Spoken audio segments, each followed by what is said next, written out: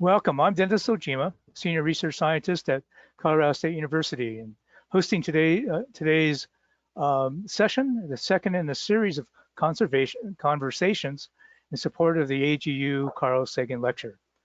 This year's lecture is sponsored by the Biogeosciences section, and they have selected Dr. Jim Compton Tucker III, a Senior Research Earth System Scientist at Goddard Space Flight Center. This set of webinars is structured around further exploration and probing into some of the developments and research developments that Dr. Tucker has conducted over his distinguished career, especially related to his development of NDVI and other applications of remote sensing, satellite remote sensing, to understand the Earth system. These sessions are being recorded and can be viewed later if you want to see it again on the AGU YouTube site. Today's topic is focused on the development of remote sensing and other Earth observation platforms to document the biological dynamics of our system. And future topics in this series will cover the carbon cycle, observations of changes in the biodiversity of the planet, and discussions on environmental Earth governance and science policy interface. But for today's topic, we're fortunate to have two distinguished speakers, Jim Tucker and Steve Running, both leading Earth system scientists who have been highly involved with our development of our satellite program to look at Earth and really looking at terrestrial ecosystem dynamics in a way that can be provided to further the science and also to further policy discussions about how we manage the planet. So after this brief introduction of our panelists today, each of them, Jim and Steve, will provide a short perspective on aspects of their career and where some of these gotcha moments of what made them sort of change the way they view things and how they moved forward to develop these phenomenal products that we use commonly today to look at the Earth system and to understand their dynamics. Then after those short presentations, we'll have the rest of the hour for discussions. The question box is open for the participants in the audience, and so if you wish to pose a question to either of the speakers, please do so, and we'll try to get to as many of those as we can. As I introduce Jim Tucker, just to review, he was first employed at NASA Goddard in 1975 after he received his PhD at Colorado State University in 1975. He actually received all of his 3 major degrees here in Fort Collins. He has authored over 200 journal articles, has been cited thousands of times, according to Web of Science. Became an AGU fellow in 2009 in the Biogeosciences section, and a fellow of the American Association of Advanced Sciences in 2016.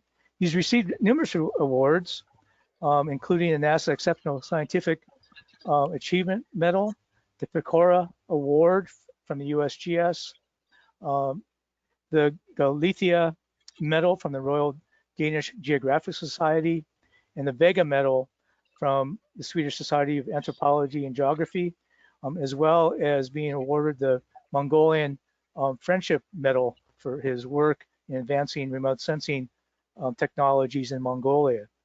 Steve Running, who also received his PhD here at Colorado State University in 1979, although we're not showing any institutional bias by selecting these 2 panelists, but he's been exceptional in his time at University of Montana, where since 1979 he's been a professor there, and then recently the University Regents Professor Emeritus of global ecology. He has worked with the NASA Earth Observing System since 1981, being responsible for the EOS MODIS Global Terrestrial Net Primary Productivity and Evapotranspiration datasets and algorithm development.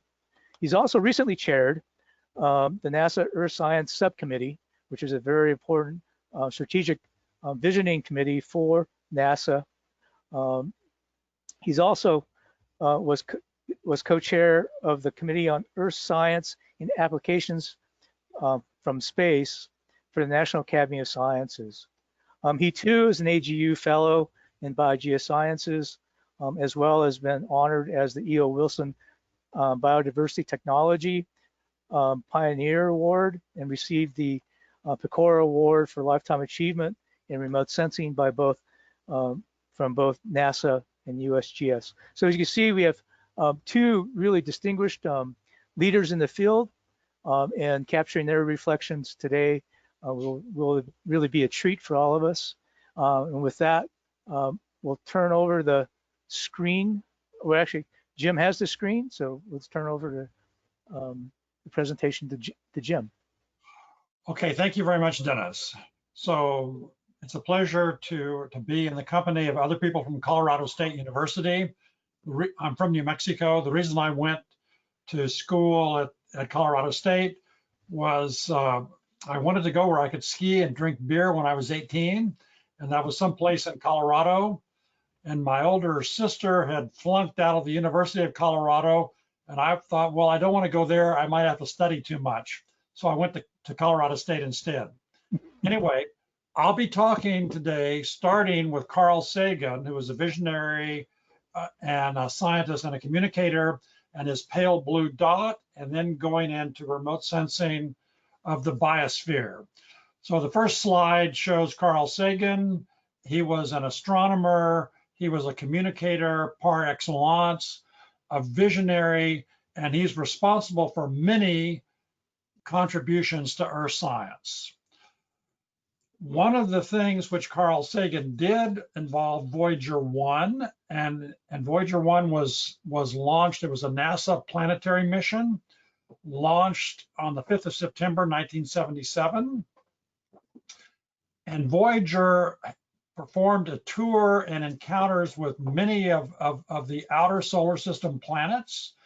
And on Valentine's Day of 1990, as Voyager 1 had passed through the orbit of Neptune, Carl Sagan had the imager on Voyager 1 pointed back towards Earth, and he took a picture of the Earth, which has come to be known as the pale blue dot. And this is iconic, and it puts in context what Carl Sagan said, that the pale blue dot, that's here, that's home, that's us. This is where we all live. And what we see is the scattering of light in the Earth's atmosphere, which gives this small speck in the universe, the only place we know that has life, this pale blue dot-like appearance. So this is really important because there's no hope or there's no suggestion that help will come from elsewhere, as Carl Sagan said, to save us from ourselves. It's all up to us, and that's here, that's home. Now, since the 1980s, there's been a tremendous interest in looking at satellite observations of the Earth. And this is one image that I'm particularly fond of because it shows the biosphere, the oceans, and the land. The atmospheric people complain there are no clouds, and that's because we like to minimize clouds if we want to study the Earth's surface. But we're able to use satellites to study the Earth and to do so in a repeated fashion using time series remote sensing, making geophysical measurements of various key properties of the Earth. We also use satellites which look at the sun, so we can know so we understand the total solar irradiance, which has been remarkably constant, as you would expect over a long period of time. Otherwise, the Earth's system wouldn't be constant, and we know the Earth system has maintained water in the liquid phase for several billions of years. I like to show this definition from Confucius about proper definitions so we can have logical discourse, and without logical discourse, nothing can be accomplished. We as scientists make measurements. We use geophysical variables, which we measure, and we use these to guide our study of the Earth. And this also informs policy related to the Earth so we can maintain and conserve our climate. This slide is when I started off as a first-year master's student at Colorado State University almost 50 years ago. Heck, time flies. This is 1971. I'm on the left-hand side, and I was part of a group in the International Biological Program's grassland biome, and we were trying to measure the productivity of grasslands by remote sensing. Here we are sampling areas on the ground which were 1/4 square meter in area. It was a blue grama grass, and we were working on blue grama grass because it was herbaceous and there was no woody material there. We had a spectrometer. You would call this a hyperspectral instrument now, but at the time it was called a spectrometer. It was in a house trailer, or a small trailer like this. We were out on the Pawnee intensive site in the Great Plains in the shortgrass prairie. We had our spectrometer interfaced to a mini computer, and this is just to show many people now how easy you have it.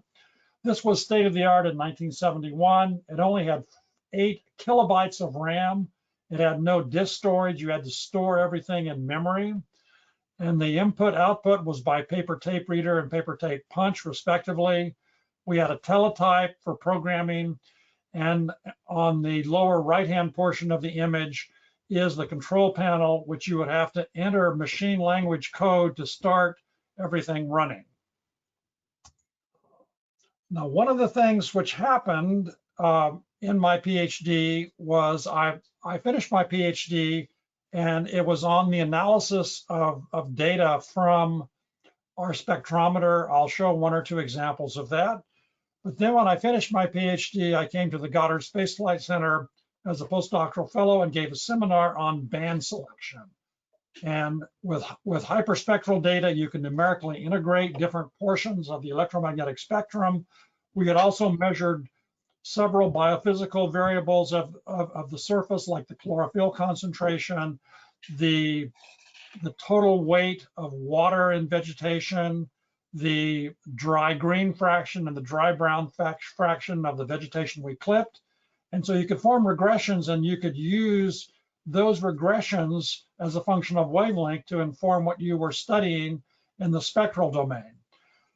So after a talk I gave on band selection and why some bands were better than others for studying vegetation, my branch head came to me and said, "What do you think about the first 2 channels of the TIROS-N imager on the meteorological satellites?"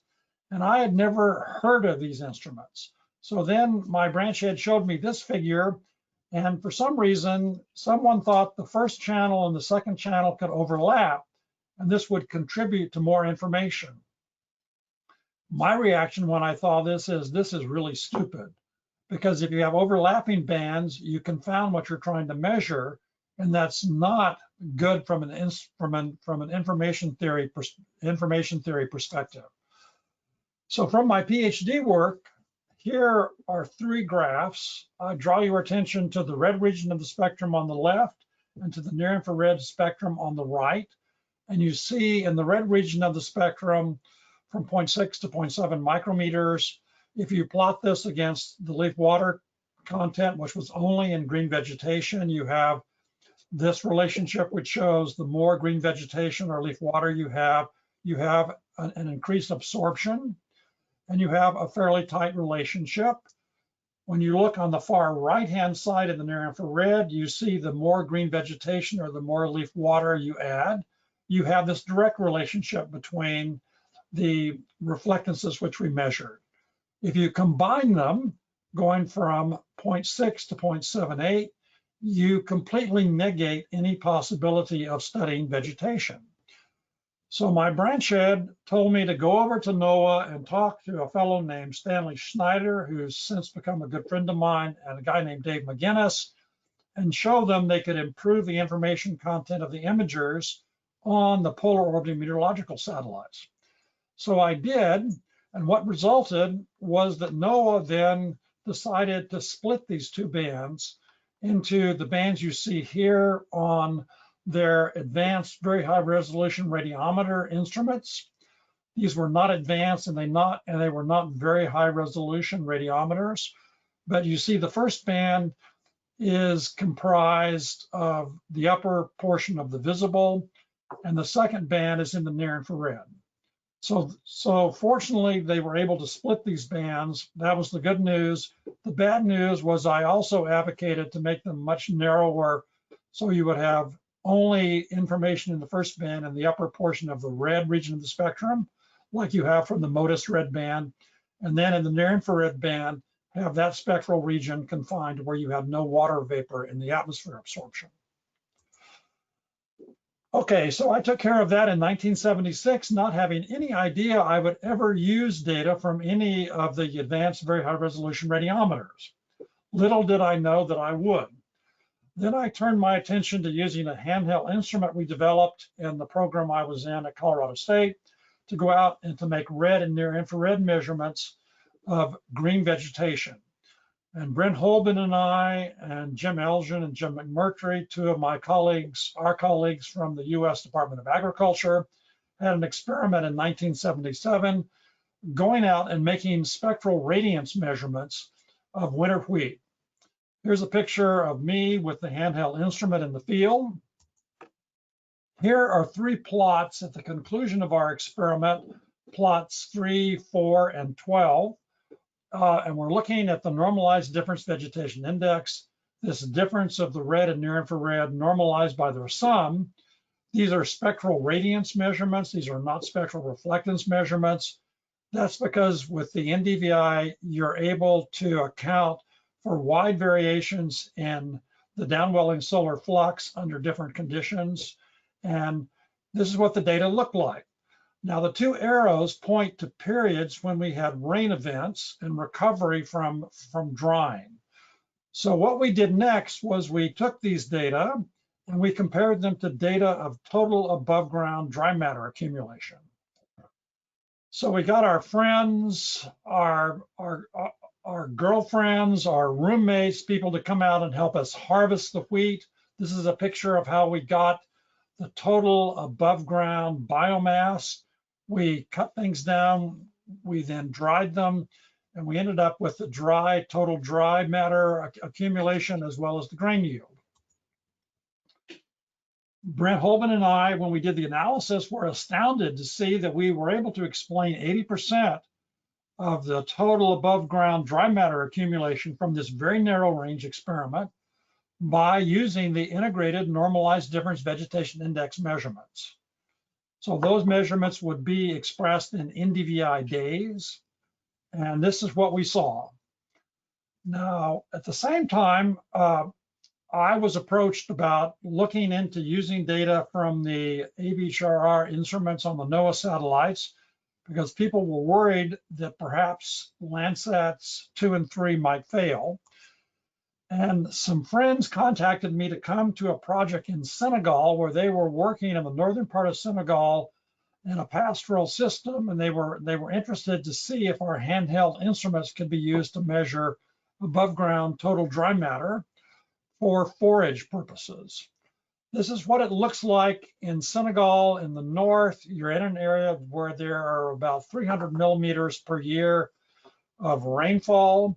On the left-hand side is the dry season. On the right-hand side of this image is the rainy season. It's the difference between night and day, whether it's the rainy season or the dry season.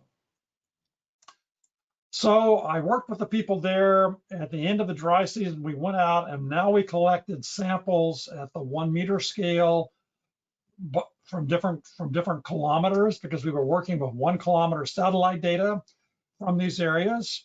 And one of the things about the AVHRR instruments was A bunch of them were built at the same time. I think there have been about 20 to 22 of these instruments built. The first instrument with the modified bands flew on NOAA 6, which was an early morning, early evening satellite. And then on NOAA 7, it was launched in late June of 81 and started collecting data on the 1st of July of 1981. That corresponded when I was in the field in Senegal. And now we've had a run of these instruments on various NOAA polar orbiting meteorological satellites. There are 3 of these instruments presently operating, but they're operating on the MEDOPS 1, 2, and 3 European polar orbiting meteorological satellites. So my coworkers in Senegal and I started working with the data which they sampled, and I worked on the satellite data from NOAA 7 for 1981, 1982, and 1983. And when we plotted up these data, this is what we found. And again, I was astounded that we were able to get a very good correspondence between the integrated NDVI data in terms of NDVI days, now at the spatial scale of 1 kilometer by 1 kilometer. And we compared those very favorably with the end of season total dry biomass. So this was a confirmation of what we had measured on the ground. This immediately got us interested into looking at larger areas. One of the first areas we looked at was looking at the NDVI of all of Africa using daily data. Every day's data was processed. If there were clouds, we used composites to minimize clouds. And this is what one of our first images of Africa looked like. Now, in this image, we're looking at an image that was formed over 20 years of data at the spatial scale of 4 kilometers, an NDVI image. When this image was first produced, or an image like this was first produced in the early 80s, no less than Peter Vitousek suggested to me that I was painting by numbers to get these zones to merge so carefully. And I said, I've done nothing. These are just the data expressing themselves. So this work then led to something which will never happen again to me in my professional life, and it's never happened since. In 1 calendar year, I had an article in Science, also with the cover, and an article in Nature, also with the cover, using satellite data to study with the normalized difference vegetation index, land cover with John Townsend, in the case of the Science article, and with Inez Fung and Dave Keeling, in terms of the carbon dioxide and vegetation relationships with the Nature paper. I think I'll pass the baton now to Steve Running, my colleague, who was also a colleague with Dave Keeling on several publications. I've tried to show how we started off by using data on the ground. We worked out which wavelengths to use, how to use them. We developed some simple indices, which we were able to exploit from satellites. And this got people interested in using satellites to study the coupled land, atmosphere, ocean system.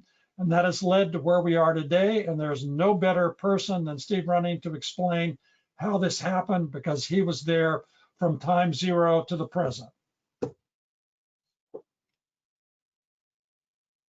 All right, now's the handoff. Am I on? And I think I have video and audio on.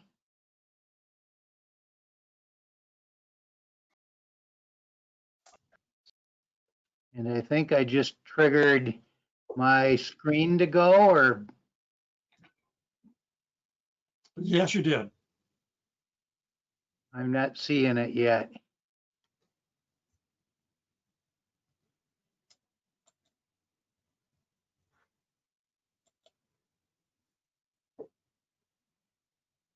Now go ahead, Steve. I think we see your screen. Okay, really? Because I don't. That's interesting. Okay.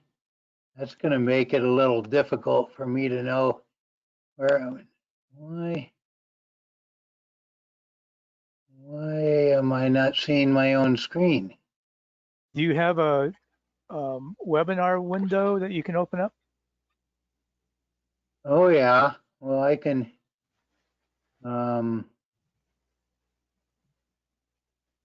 Okay, there we go. Now I'm seeing. So I'm ready to go. Yeah, Jim and I over the years have laughed at this a lot. I was at Colorado State these exact same time at 1976 to 1979, but we didn't know each other. And I was doing some very detailed pre-water stress physiology work for my PhD, and he was off doing the things you just heard about.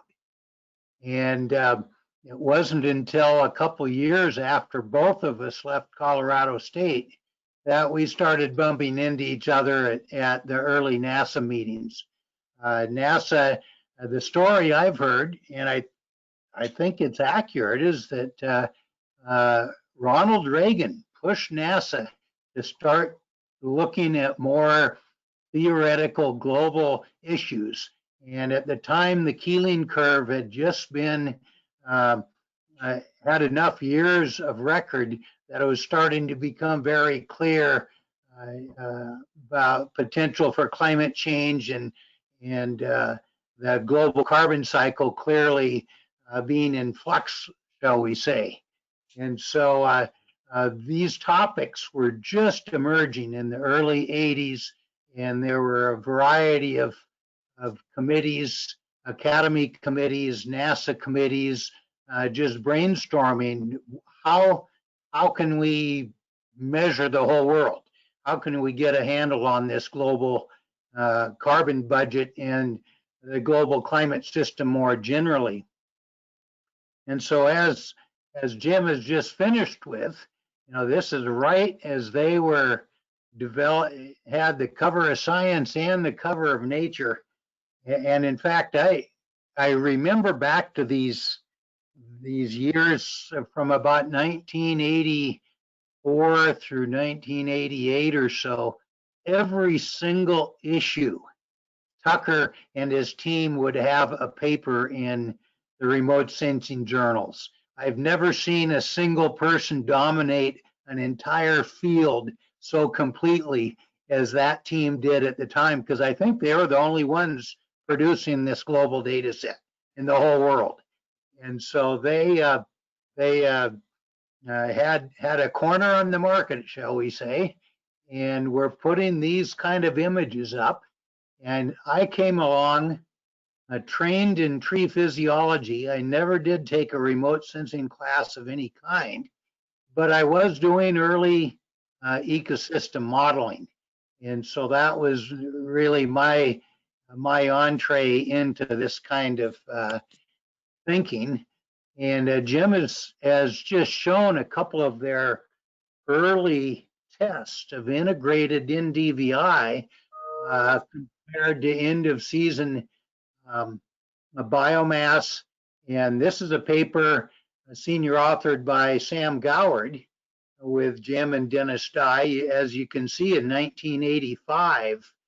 And when I saw this figure, I thought, boy, we don't know what this NDVI is, but this looks very promising. And so this is right about, I think in about 1980, well, right there in those 1981 to 85 period, Jim and his team were starting to put these sort of papers out. And I was starting to think of how could I use this NDVI data. This is one of my favorite classic old time images. This was the best we knew of global net primary production at that time. You see Inez Fung senior authoring and this image from the Bern CO2 symposium. And it hopefully gives our audience a bit of a sense of just fundamentally how little we actually knew of the biosphere. We literally had never seen the whole world at once. When Jim's cover of Science there in 1985 of an entire continent had never been seen before. And and certainly never been seen in a quantitative way. And so this was then our challenge to how are we going to figure out how to use this new data stream that gives us the potential to work at global scales that we've never had before. My single eureka moment of my entire career then was this slide right here. I was on sabbatical down in Australia with Joe Landsberg, Ross McMurtry, and colleagues, and Jim had sent me some of these NDVI data for, I had chosen 7 different climates around North America to test my early model Forest BGC. And what Forest BGC did was calculate daily photosynthesis, respiration, and evapotranspiration, and then net primary production at the end of the year. And so Jim, we don't really remember, he probably mailed me tapes by snail mail, is the only way this could have happened. There was no such thing as internet. There weren't even fax machines yet. And so in Australia, I got these data sets for these different climates, and I'd run my model just for a single year, because running a single point for a single year took the computer about 20 minutes for one year's simulation. So I'd done this for these different climates, Madison, Wisconsin, Seattle, Jacksonville, Florida, Fairbanks, Alaska. You get the idea, a range of different climates, because I was testing my model to see if it held up under a variety of climates, not just my own backyard. And so I normalized the data, and I still remember it was in a Quattro Pro graphic, which at the time was brand new to even do computer graphics. And I remember my jaw just dropping to the floor as this figure right here came up. And what I saw was that this NDVI was tracking the seasonality that my daily photosynthesis and transpiration model was simulating. It was tracking it just spectacularly. And right there, I figured, okay, this NDVI is worth figuring out. This is our ticket to measuring the global biosphere effectively. Now, I have to say that one of the other slides, one of the other points was my own hometown town of Missoula, and things didn't look as good as this slide shows. But it gave us some very clear insights of 2 things. One was that snow cover on the ground in the early season was going to confuse an optical sensor like this. And the second thing, and those were year days there from about 80 to 130 on this graph. And the second thing it showed was that late summer water stress from about 200 to 250 there told us that these kind of optical sensors, if they were looking at evergreen plants, they were not going to be able to just magically see physiological water stress. That if you had an annual grass that senesced, you could see that, but if you had evergreen leaves, this was not going to track that directly. So this was the study, this one paper, I think my most important paper probably in my career was this one in 1988, comparing NDVI to my modeled photosynthesis and transpiration across these 7 sites. And so then the summary graphic that I had in that paper shows here R-square of 0.77 integrated NDVI to annual transpiration, and R-squared of 0.87 integrated NDVI to annual photosynthesis. And this is across these 7 different climate types. And I had 2 years each. I worked hard to get 2 years of daily meteorological data. Back then was really hard to come up with. And so that's all I had. But this clearly showed that there was something in this that was well worth pursuing.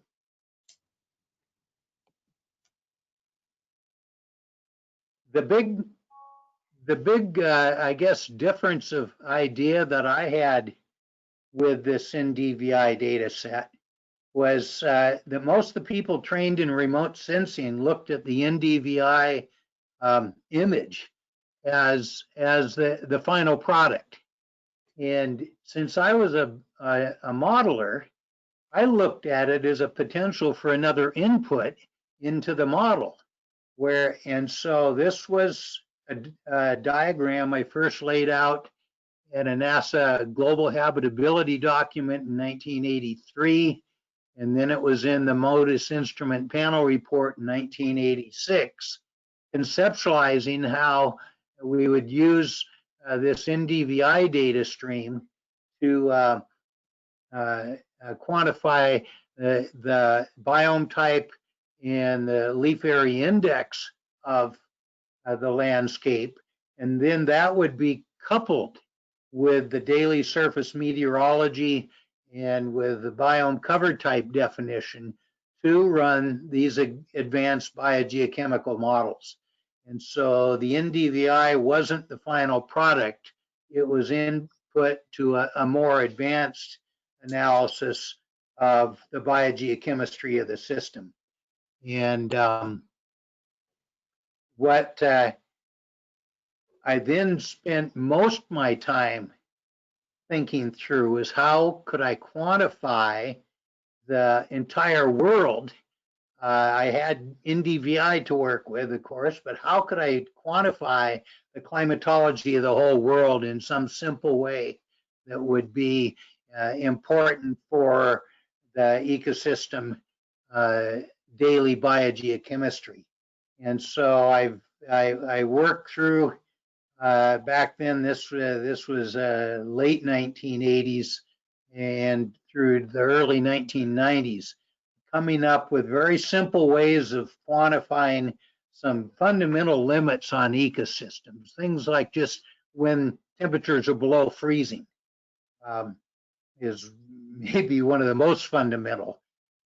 Secondarily, of course, when you're thinking globally, basic changes in day length driven by seasonality and latitude tell you a huge amount about what the conditions are any place on the world. Water stress was a tougher one that I won't go into detail now. I've written plenty of papers on it, but I put together this multiple constraint logic of radiation availability, temperature stresses and thresholds, and water availability to define the potential climate limits for our plant growth. And that then allowed us to define an effective growing season length for any place in the world with really nothing much more than these climate metrics and the NDVI data. And so the proposal I wrote to the EOS competition in 1989 to be on the MODIS science team was effectively that I would build these climate metrics, these global climate metrics. I would ingest the NDVI and change it to leaf area index and FPAR, and from that then get to a net primary production.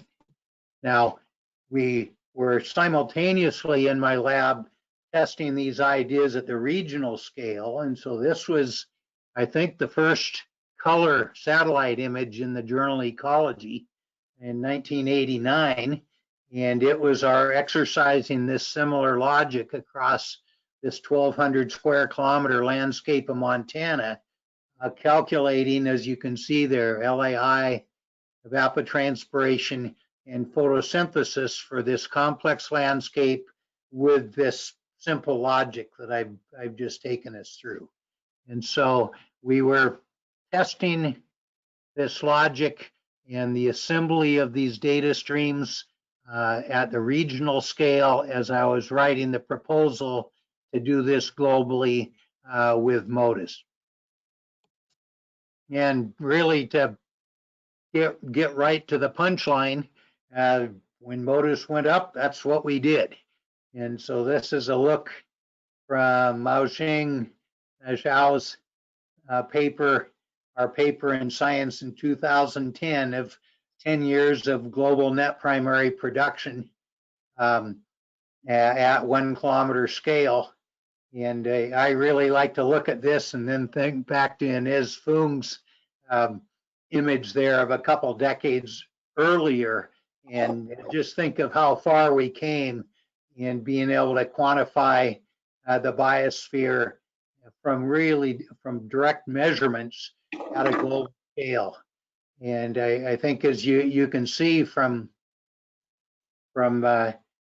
Jim's material and then from my beginning material, we started in 1980 from absolutely ground zero. We didn't have satellites up.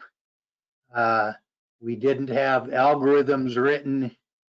We didn't have computers that could process or archive anywhere near this kind of data. And so what you're seeing here is the course of from 1980 to 2010, the development of that entire system of Earth observing and quantitative analysis. Now, my final slide to keep this from going too long, and I'm sure current PIs will just die when they hear this.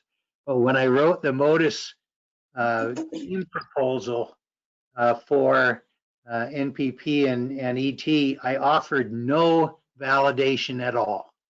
I had no idea how I could ever validate this calculation globally. I just said, here, I can make these calculations. It wasn't until the mid-1990s that flux towers came along, led by people like Steve Wofsy, Dennis Baldacci, Riccardo Valentini, were early leaders in flux tower technology. We had some very critical meetings in 1995. I remember one particularly in L'Aquila, Italy, where we conceptualized having flux towers all over the world, continuously measuring CO2 flux and water vapor flux. And of course, I never ran a flux tower, but I instantly saw this as my only hope for doing global scale validation.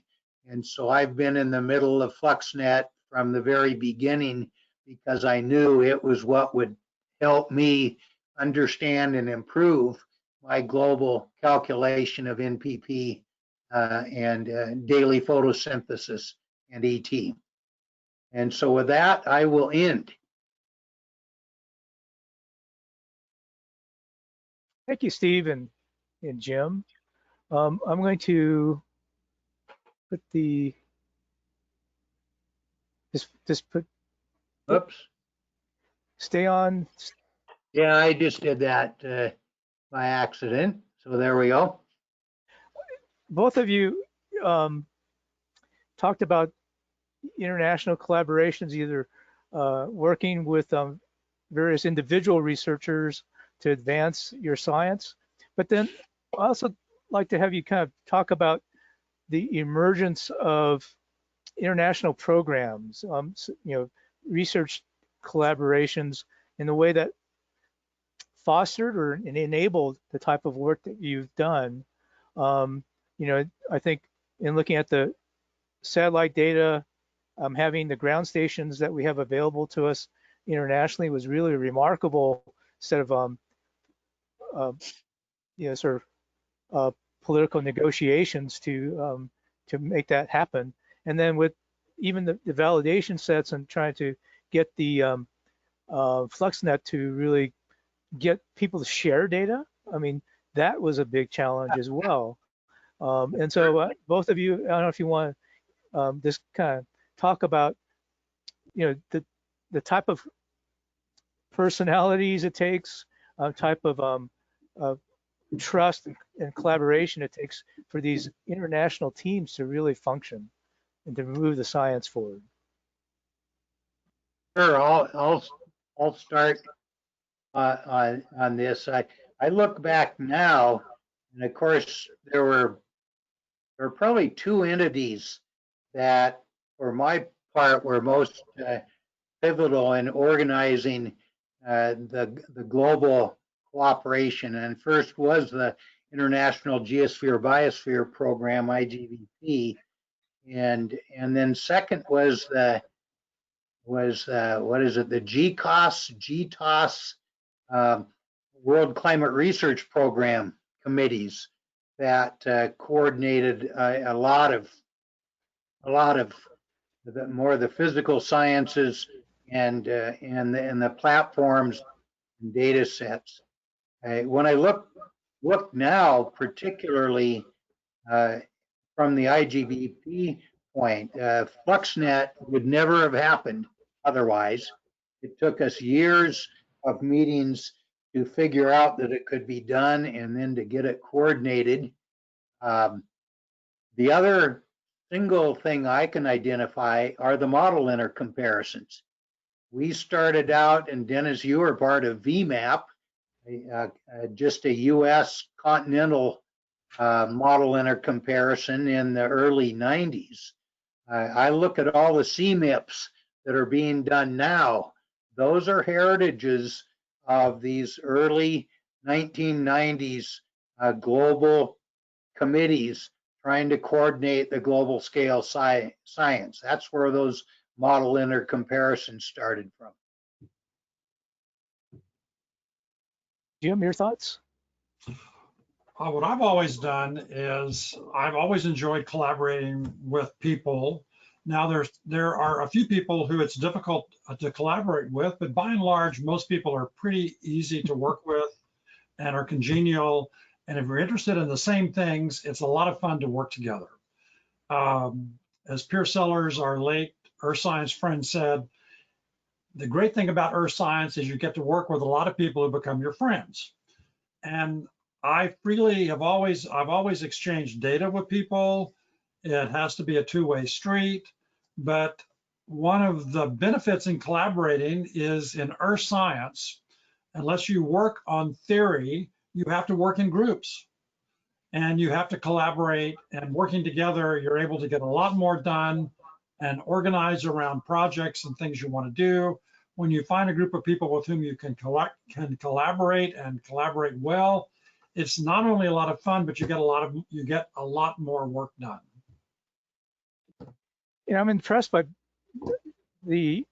what I know about your backgrounds, but in looking at some of the earlier pictures that you showed in your presentation, Jim, how much field work you did initially.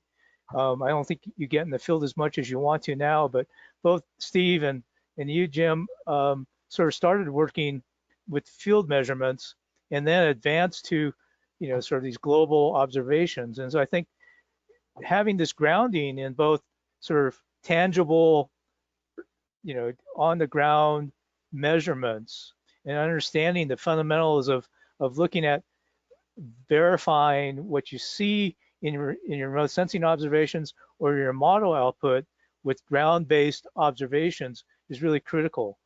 I guess what's your perspective on advancing that with our current technologies? I see challenges with our eddy covariance data sets where sometimes there's spurious data coming through there, and so this ground verification seems really important.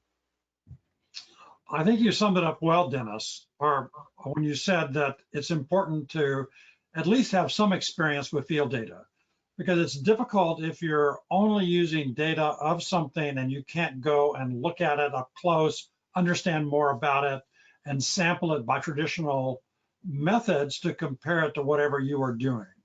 I think having some experience with what you're studying at the local ground level is really important. This is what both Steve and I have done, and then we have extrapolated that using satellite data. And this is something which I think people should do.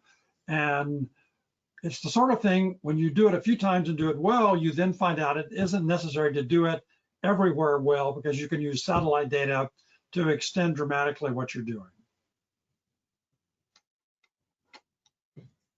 Steve, any thoughts on this? You spent a lot of time in the field. Still do. Yeah, I would certainly echo the same thing.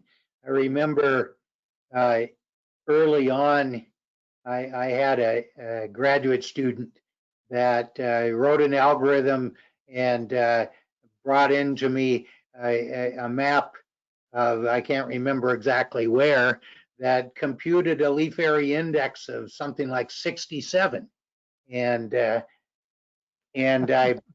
said, well, a leaf area of 67 is biophysically impossible. The biggest redwoods in Amazon rainforests on Earth only have a leaf area index of 10. And yet this student, because they had no field experience at all, they could not tell a clearly erroneous number from a good one because of that lack of field experience.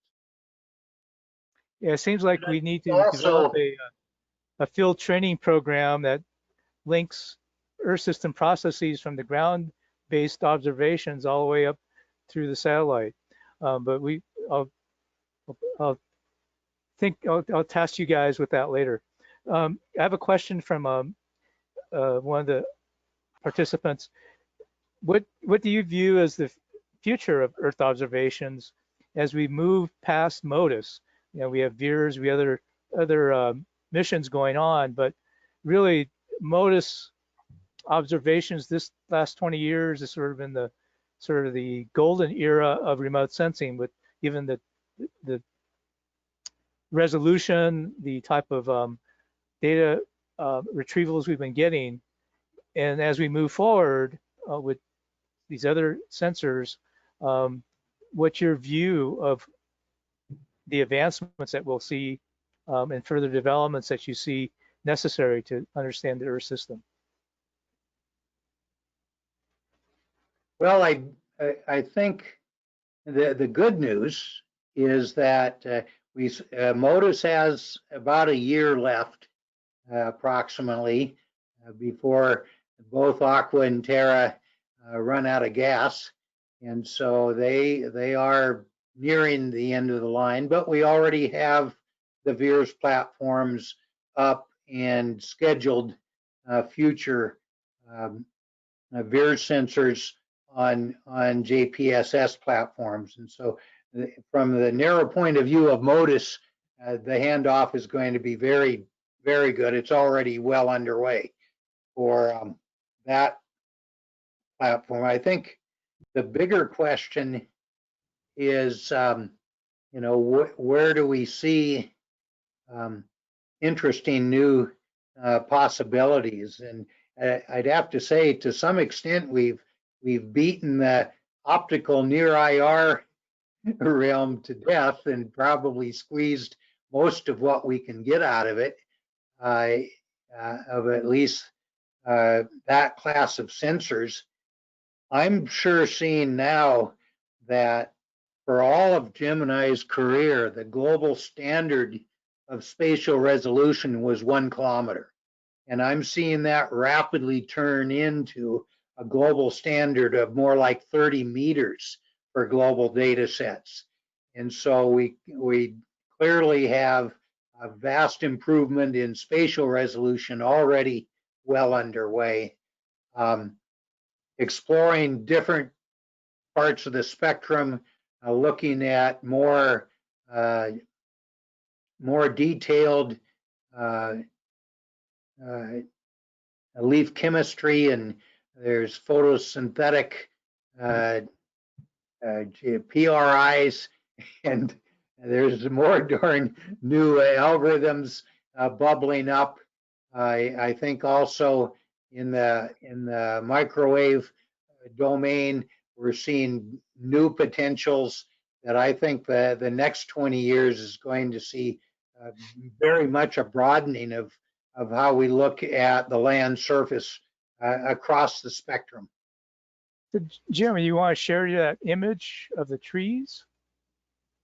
Okay. Well, pass the baton to you if you want to throw that image up. okay, first of all, what I want to say is that I agree with Steve, and I think right now that we're moving all the MODIS products down to the sustained land imaging 30-meter spatial resolution. Yep. And this is really interesting because you can go out and you can sample things at the same spatial scale as the satellite data. And that's why that I think that's really important. And I'm going to show one image now. At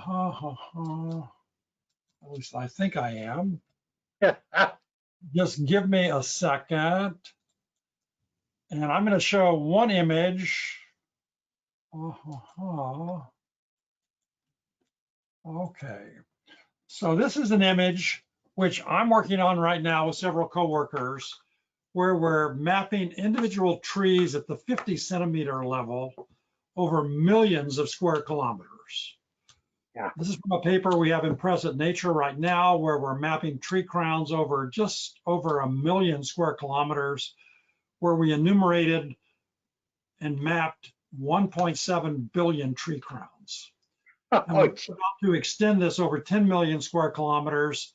And I ought to start a pool for how many trees we will enumerate. But the NASA lawyers have informed me that people in NASA cannot sponsor contests. So I guess we can't do that. But this is just one example, I think, of what Steve said. We're moving everything down to finer spatial resolutions. We're now moving all the MODIS products down for the land surface to 30 meters with sustained land imaging. That's great. And then we're complementing those observations with finer spatial resolution data like we have from the digital globe satellites, or 3 to 5 meters with Planet and with other commercial high resolution sensors. But I think also it's important for remote sensing to have a strong open source information so that no one can corner the market and use it to hedge agricultural production to make a lot of money. These should be data which are available to everyone. Great. No, I think that's a good perspective of looking forward, and also of your ability to apply new technologies to old questions. How confident of you that you're going to be able to look at species level information or tease out species level information from these images of tree counts? Well, I'm personally very skeptical about individual species. You may be doing this at the family level or something like that. But in the Sahelian zone, we are able to, with 50-centimeter data, to differentiate certain species from other species because of some fairly pronounced morphological characteristics which you can discern in 50-centimeter data. It's a question of at what scale you can do this in terms of an evolutionary sense of a species, genus, family sense, but we'll be definitely making progress, and it's underway right now. A last question in this last minute that we have, and it's probably more for Steve. Had a question of, you made a comment about using remote sensing as input into models. And I think the questioner was asking sort of in a way of teasing out more information out of remote sensing images. What do you see future value of incorporating remote sensing information into models for further interpretation of these analyses, of these observations? Yeah, I think that we're going to want to be able to bring more types of data to bear, which is now easily done on various platforms, to be able to interpret more than simply what the satellite sees. I think one of the most important real world benefits that we're now finally ready to work on starts all the way back to how this started in 1980, trying to understand the global carbon budget and trying to understand the sources, the sinks. This then comes right into CO2 balance and climate change. And I've had over the years many discussions about things like carbon markets, and could there ever be a global carbon market? And I said for many years, we don't have the ability to monitor the carbon cycle at a level of detail that would warrant investing hundreds of billions of dollars in carbon trading. Now we do.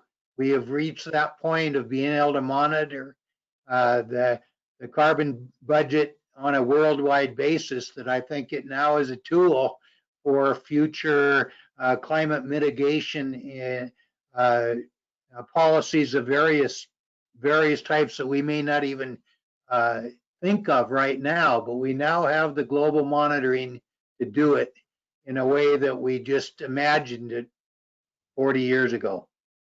That's a great segue. I have to end the conversation now, but on October 1st, we have an opportunity for Inez Fung and Scott Denny. Inez in particular to address some of the comments about her initial figure of the global carbon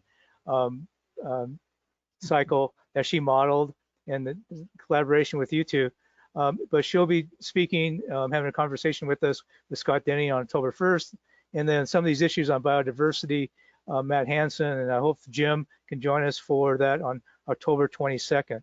So thank you both again. This has been great to get these insights about how things progressed. This segment will be archived or available to you on the YouTube archive that AGU runs sometime next week. So thank you again. All right, been great.